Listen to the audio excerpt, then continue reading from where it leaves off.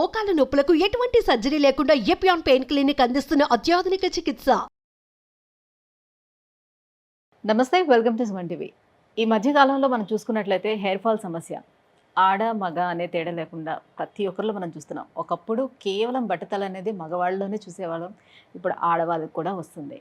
ఒకప్పుడు జెనెటికల్గా మాత్రమే మనం బట్టతల అనేది గమనించేవాళ్ళం, ఇప్పుడు అసలు ఆ రీజన్స్ ఏమీ కనిపించట్లేదు. సో ఆల్మోస్ట్ అందరిలోనే మ్యాక్సిమం ఈ హెయిర్ ఫాల్ ఇష్యూ అనేది చూస్తూ వస్తున్నాం. ఎందుకు ఇలా జరుగుతుంది, ఎక్కడ మనం చేంజెస్ అనేది చేసుకోవాలి, అండ్ దీనికి హోమియోలో ఏమైనా ట్రీట్మెంట్ ఉందా? సో ఈ విషయాలపై అవగాహన కల్పించేందుకు మనతో పాటు ఉన్నారు డాక్టర్ చేతన్ రాజ్ గారు. Hello sir. నమస్తే మేడం. సార్, హెయిర్ ఫాల్ అనేది చెప్పొద్దు, ఇంకా ఎవరిలో చూసినా ఇది కంప్లైంట్ రైజ్ అవుతూనే వస్తుంది. సో చాలా చిన్న ఏజ్లోనే లైక్ 21-22 ఇయర్స్ వచ్చేటప్పటికే కంప్లీట్గా బాల్డ్ హెడ్ అనేది వచ్చేస్తుంది. సో వాళ్ళ పేరెంట్స్లో ఎవరిలో చూడట్లేదు, కానీ పిల్లల్లో వస్తుంది. ఎందుకు అలా జరుగుతుంది అంటారు అసలు అంత చిన్న ఏజ్కి? ఇప్పుడు డైలీ నేను 100 పేషెంట్లు చూస్తాను.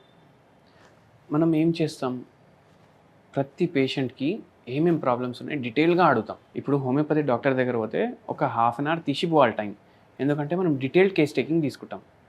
ఇప్పుడు వేరే డాక్టర్ల దగ్గర పోతే ఏంది, మోకాల నొప్పుల ఈ మందు వేసుకోండి అనేసి రాసి ఇచ్చేస్తారు. మనం అట్లా కాదు, చాలాసేపు మాట్లాడతాం పేషెంట్తో.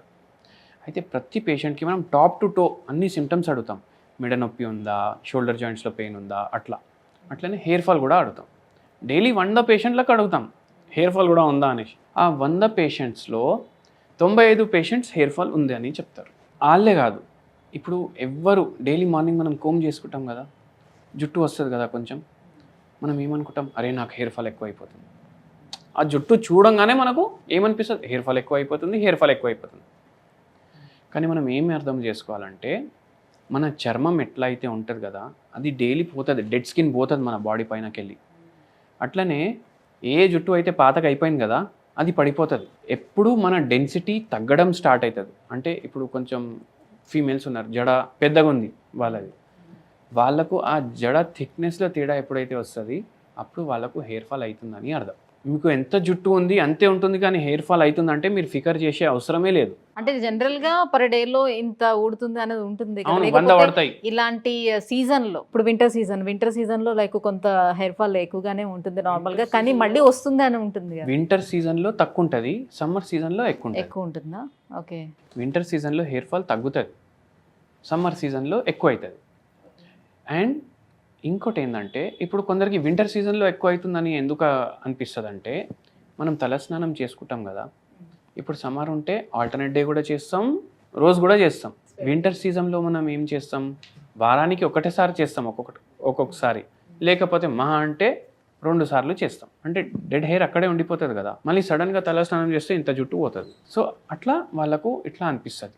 ఇప్పుడు ఏమైపోతుంది అంటే, కొందరు కాస్మెటిక్లు కూడా బాగా వాడతారు. ఇప్పుడు ఒక షర్ట్ ఉంది మన దగ్గర, డైలీ అదే షర్ట్ వేస్తున్నాం, మనం డైలీ ఉతుకుతున్నాం, డైలీ ఇస్త్రీ చేస్తున్నాం, డైలీ అదే షర్ట్ వేస్తున్నాం. ఇప్పుడు డైలీ ఒక వైట్ షర్టే ఉందనుకోండి, డైలీ దానికి మనం ఇస్త్రీ చేస్తే ఏమవుతుంది, షింక్ అవుతుంది. షిరింక్ అయిన తర్వాత దాని కలర్ కూడా మారుతుంది. అంటే ఏంది, దాని ఫైబర్స్ డ్యామేజ్ అవుతాయి. ఇస్త్రీ చేస్తాం కదా, ఇస్త్రీ చేస్తే వేడి పోతుంది దాంట్లో. ఇస్త్రీ అట్లనే పెట్టేసామంటే మొత్తం కాలిపోతుంది. మనం ఏం చేస్తాం, కాస్మెటిక్స్ వాడతాం.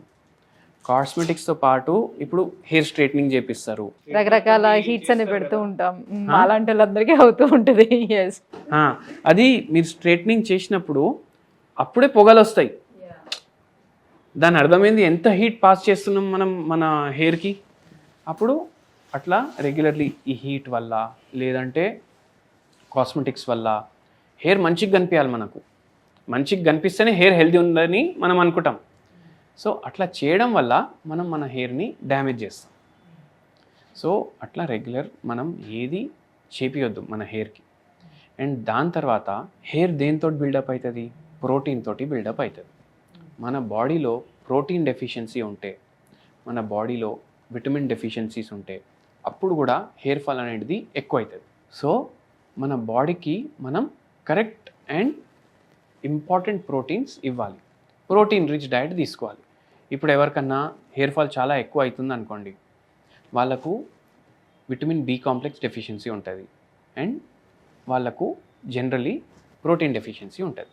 అయితే వాళ్ళు ఏం చేయొచ్చు, ఇప్పుడు మనం గుడికి పోతాం, నెల శనగలు ప్రసాదం ఇస్తారు, ఇస్తారు కదా, గుడిలో ఇస్తారు, అంటే అది చాలా మంచిది. సో దాంట్లో మెడిసినల్ ప్రాపర్టీస్ కూడా ఫుల్ ఉన్నాయి.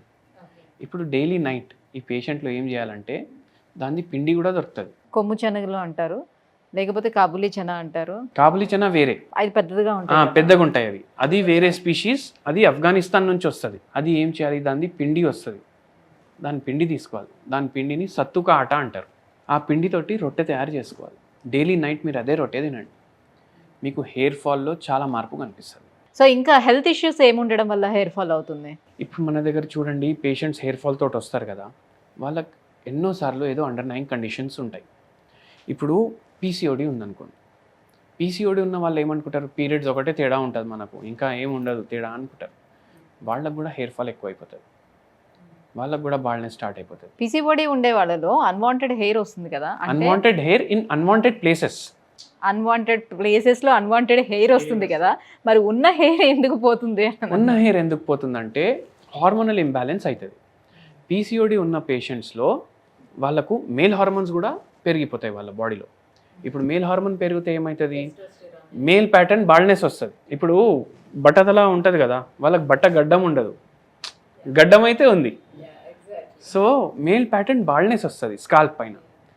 అండ్ ఈ విమెన్కి ఏమవుతుంది, గడ్డం కూడా కొద్దిగా కనిపిస్తుంది. అందుకే, ఎందుకంటే మేల్ హార్మోన్ పెరిగిపోయింది, వాళ్ళ బాడీలో మెయిన్ హార్మోన్ అవసరం అంత లేదు, అయినా పెరిగింది కాబట్టి మేల్ ప్యాటర్న్ బాల్నెస్ వస్తుంది వాళ్ళకు.